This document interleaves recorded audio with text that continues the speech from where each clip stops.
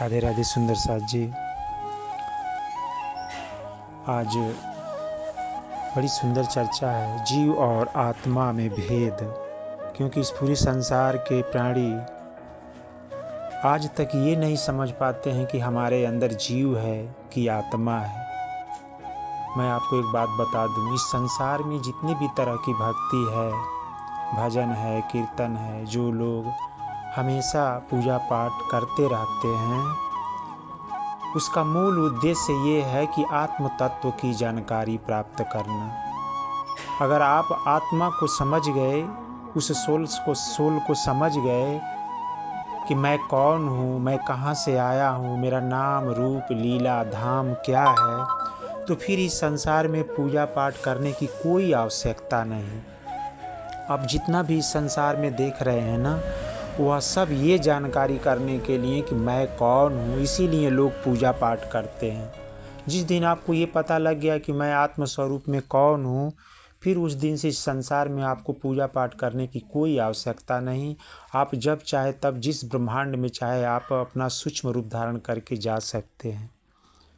तो सबसे बड़ी बात है इस संसार में समझना, लोगों को पता ही नहीं है। ये भक्ति अगर हम लोग कर रहे हैं तो समझिए कि 100% केवल हम सभी के हृदय में जीव है, और जीव का ही एक परात्म सत्ता है जिसको हम आत्मा कहते हैं। क्योंकि सृष्टि के प्रारंभ से आज तक कोई भी जीव और आत्मा का भेद स्पष्ट नहीं कर पाया था। सबसे पहले श्री प्राणनाथ जी ने अपनी वाणी द्वारा इस के बारे में बताया कि जीव की उत्पत्ति मोह तत्व से होता है, जिसको हम लोग कहते हैं ईश्वर अंश जीव अविनाशी। अर्थात ईश्वर के द्वारा, ईश्वर के पास यह जीव की फैक्ट्री है और वहीं से जीव बनता है और उसका घर वैकुंठ निराकार जैसे धामों में रहता है। जबकि आत्मा अक्षरातीत पर ब्रह्म परमात्मा के घर में, उस मूल घर परमधाम में रहती है।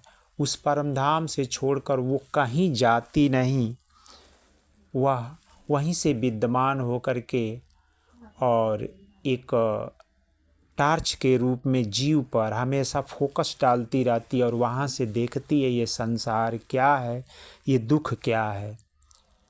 तो सबसे पहले आज आप अच्छी तरह से समझ लें कि जीव को जगाने की जो प्रक्रिया है उसे हम भक्ति कहते हैं। और जब जीव जग जाता है तब जाके वो आत्म तत्व का जब प्रकाश उन्हें पता लग जाता है तो समझिए कि भक्ति आपकी समाप्त हो गई और आप ऑलरेडी परमधाम में ही अपने आप को पाएंगे।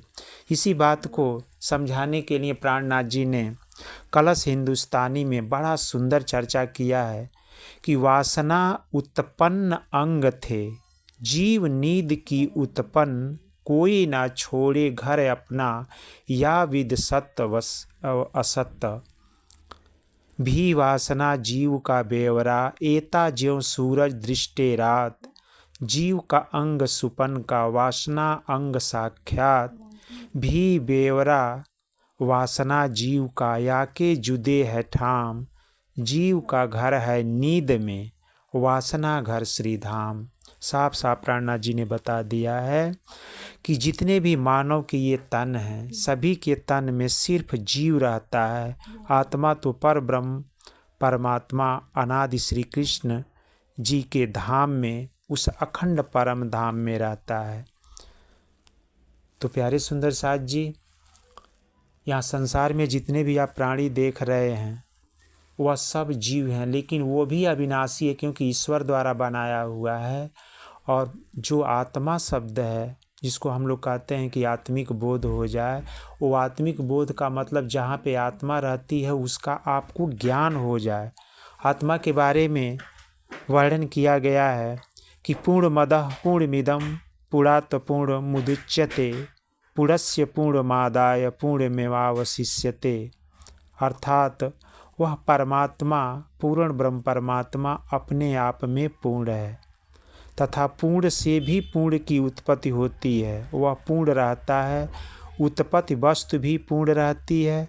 जैसे आपको एक मैं श्लोक बता दूं, वह अपने 10 लोगों को सिखा सकती है। जैसे आपके पास कोई एक श्लोक है और आप उस श्लोक को 10 लोगों के पास पहुंचा दिए, वह भी पूर्ण है, वे दूसरे को सिखाएंगे तो उसके पास भी पूर्ण ही रहेगा। उसी प्रकार परमात्मा पूर्ण है तथा उससे उत्पन्न वस्तु भी पूर्ण है, इसलिए ज्ञानी को परमात्म स्वरूप मान लिया जाता है, क्योंकि ज्ञान कभी अपूर्ण नहीं होता।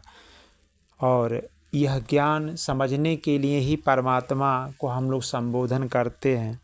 ब्रह्मवैवर्त पुराण में भी इसकी व्याख्या की गई है कि परमात्मा चिदादित्यम किशोरांगम परे धामनि विराजितम स्वरूपम सच्चिदानंदम निर्विकारम सनातनम, अर्थात वह परमात्मा चैतन्य स्वरूप किशोरावस्था वाले वह अखंड परम धाम में विराजमान सभी विकारों से रहित सच्चिदानंद स्वरूप आदिकाल से वह स्थित है।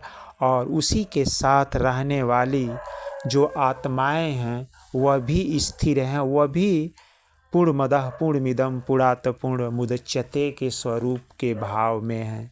वो कहीं से आती जाती नहीं, केवल उनका प्रभाव आता है, उनका आवेश आता है।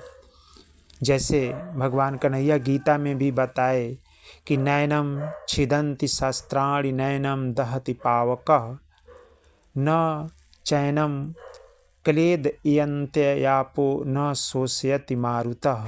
गीता में दूसरे अध्याय में ही इन्होंने बता दिया है कि आत्मा को शस्त्र से नहीं छेद सकते, अग्नि जला नहीं सकती, जल गीला नहीं कर सकती, वायु सुखा नहीं सकती, वह सर्वत्र व्याप्त है। जैसे मिट्टी, ईंट, सीमेंट, बालू, सरिया आदि से आप चार दीवार बना लें, उसके ऊपर एक छत बना लें तो कमरे की उपाधि मिल जाती है। दीवार एवं छत का निर्माण हुआ तब कमरे की उपाधि मिली, परंतु उसके अंदर आकाश तत्व व्यापक है, वह किसी वस्तु में वह व्याप्त हो जाता है। जैसे घड़े के अंदर व्याप्त है, घड़ा बना आकाश अपने आप व्याप्त हो गया, कमरा बना आकाश अपने आप व्याप्त हो गया। कमरों की दीवारों एवं छतों में चित्र से आप सौंदर्यीकरण करा दें, उसमें आकाश नहीं है, छत एवं दीवार की आयु घटेगी, आकाश की नहीं। छत और दीवार गिरेगी, आकाश की नहीं। छत व दीवार मिटने से कमरे का नाम मिट जाएगा, आकाश आकाश में मिल गया। कमरा निर्माण हुआ, उसमें सौंदर्यीकरण करवाया, उसी की आयु क्षीण हुई, छत दीवार गिरी, आकाश नहीं। उसी प्रकार शरीर पंच तत्वों में तत्व से बनता है, यही बढ़ता है, घटता है, मरता है, आत्मा नहीं। जब आत्म स्वरूप को भूलकर शरीर भाव से जीता है तो वह विविध योनि में भटकता है। अन्यथा महाकाश से महाकाश या घटाकाश अलग नहीं है। उसी प्रकार आत्मज्ञान हो जाने से जीव भाव मिट जाता है।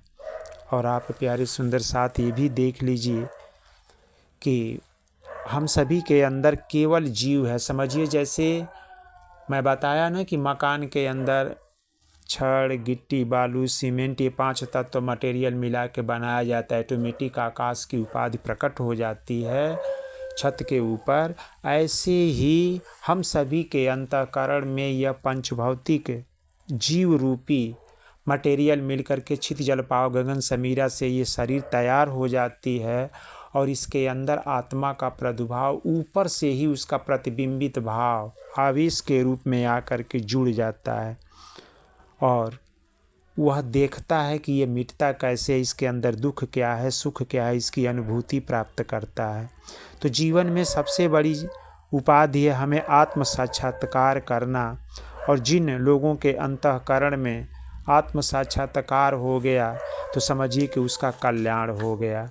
क्योंकि जीवन हम सभी को जो भी मिला हुआ है, इस जीवन का मूल उद्देश्य है कि हम सभी के अंदर जो जीव है इसको जगाकर किसी भी तरह अपनी पहचान कर लें और अपनी पहचान करके आत्म कल्याण करके उस अपने निजी घर, उस अखंड परम धाम को प्राप्त होवें। प्यारे सुंदर साथ जी, इसलिए आज आप अच्छी तरह से समझ लीजिए कि इस जीवन का जो मुख्य उद्देश्य है उसका यही है कि यहाँ इस संसार में जितने भी आप प्राणी देख रहे हैं सभी के अंदर सिर्फ और सिर्फ जीव है, और जीव स्वप्नवत अवस्था से प्रकट होता है, निराकार अवस्था से प्रकट होता है, ईश्वर का अंश है।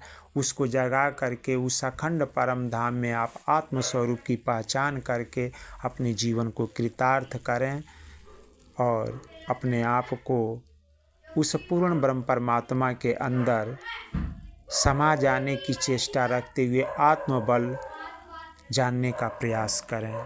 राधे राधे। जय श्री कृष्ण। जय